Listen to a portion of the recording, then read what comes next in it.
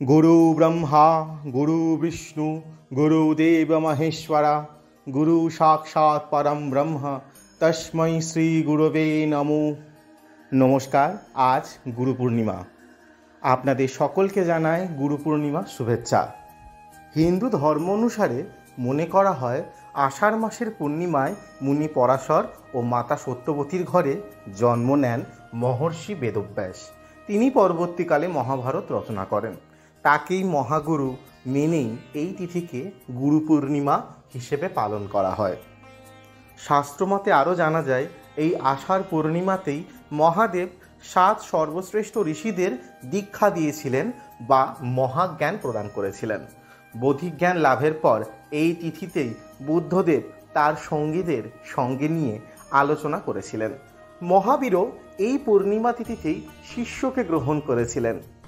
খেয়াল করে দেখলে দেখা যাবে প্রত্যেক গুরু এই তিথিতেই শিষ্যদের আপন করেছিলেন, নিজের জ্ঞানের ভাণ্ডার তাদের কাছে তুলে ধরেছিলেন। শিষ্যরাও গুরু হিসেবে মুনিদের গ্রহণ করেছিলেন। গুরু পূর্ণিমা শুধুমাত্র একটি তিথি নয়, এটি গুরু শিষ্য পরম্পরার এক জীবন্ত উদযাপন। এই দিনে আমরা সেই সমস্ত মানুষকে স্মরণ করি যারা আমাদের জীবনে জ্ঞানের আলো জ্বালিয়েছেন, সঠিক পথ দেখিয়েছেন এবং অন্ধকার থেকে আলোর দিকে নিয়ে এসেছেন। গুরু যে কোনো রূপে আসতে পারেন। তিনি আমাদের শিক্ষক, পিতা, মাতা, আধ্যাত্মিক পথপ্রদর্শক বা এমনকি কোনো সাধারণ মানুষ যিনি আমাদের গুরুত্বপূর্ণ শিক্ষা দিয়েছেন।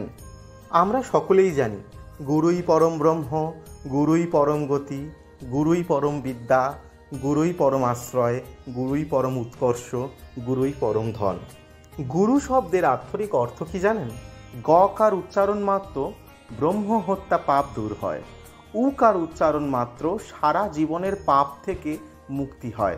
পুনরায় উকার উচ্চারণ মাত্র কোটি জন্মজাত পাপ মুক্ত হয় মানুষ।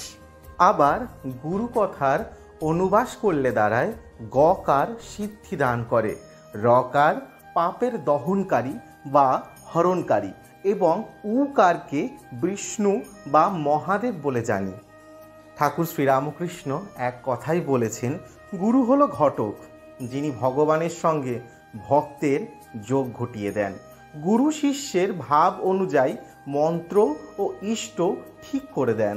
যে দক্ষ ব্যক্তির কাছে দীক্ষা গ্রহণের মাধ্যমে মানুষ অন্ধকার থেকে আলোয় আসার ঠিকানা পায় বা পথ দেখতে পায়, তিনিই হচ্ছেন গুরু।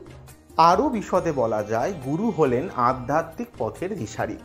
মানুষকে জাগতিক চাওয়া পাওয়ার ঊর্ধ্বে উন্নীত করে পরম সত্যস্বরূপ ঈশ্বরের সাক্ষাৎ ঘটিয়ে দেন। শাস্ত্রে তাই বলছেন, যিনি অন্ধকার রূপ তিমির অন্ধকারে জ্ঞানীরূপী অঞ্জন দ্বারা চক্ষুর উন্মিলন ঘটান, তিনি হচ্ছেন গুরু। আমাদের প্রত্যেকটি মানুষেরই কিন্তু গুরুর দরকার আছে। গুরু ভিন্ন আমরা অচল। ভগবান শ্রীকৃষ্ণ যিনি স্বয়ং পরম ব্রহ্ম, তাকেও কিন্তু গুরুর শরণাপন্ন হতে হয়েছিল। শ্রীরামচন্দ্রকেও কিন্তু গুরুর শরণাপন্ন হতে হয়েছিল। আর মহাভারতে একলব্য যিনি দ্রোণাচার্যের মূর্তি করে ধনুর্বিদ্যা শিখেছিলেন এবং পরবর্তীকালে নিজের বৃদ্ধাঙ্গুল গুরু দক্ষিণা হিসেবে দিয়েছিলেন। এছাড়া মহাপ্রভু শ্রীচৈতন্য এবং ঠাকুর শ্রীরামকৃষ্ণ, এছাড়া যত ভারতের আধ্যাত্মিক জগতের যুগপুরুষরা রয়েছে, তাদের প্রত্যেককেই কিন্তু গুরুর আশ্রয় নিতে হয়েছিল। আর আমরা তো সাধারণ মানুষ, আমাদেরও কিন্তু গুরু আশ্রয় একান্ত দরকার। তবে একটা কথাই বলবো, দীক্ষা নেওয়ার আগে গুরুকে যাচাই করে নেবেন। ঠাকুর বলতো, কোষ্টি পাথরে যেরকম করে সোনা যাচাই করে, সেরকম করে কিন্তু গুরুকেও যাচাই করে নিতে হয়। স্বামী বিবেকানন্দ ঠাকুরকে অনেক পরীক্ষা করেছিলেন, তারপর কিন্তু ঠাকুরের শরণাপন্ন হয়েছিলেন। গুরুই কিন্তু ঈশ্বরের সাথে বা ইষ্টের সাথে কিন্তু আমাদের পরিচয় করিয়ে দেন। তাই বলবো, গুরুর আশ্রয়ে থাকুন, গুরুর কৃপায় সব হবে। গুরু কৃপা হি কেবলম।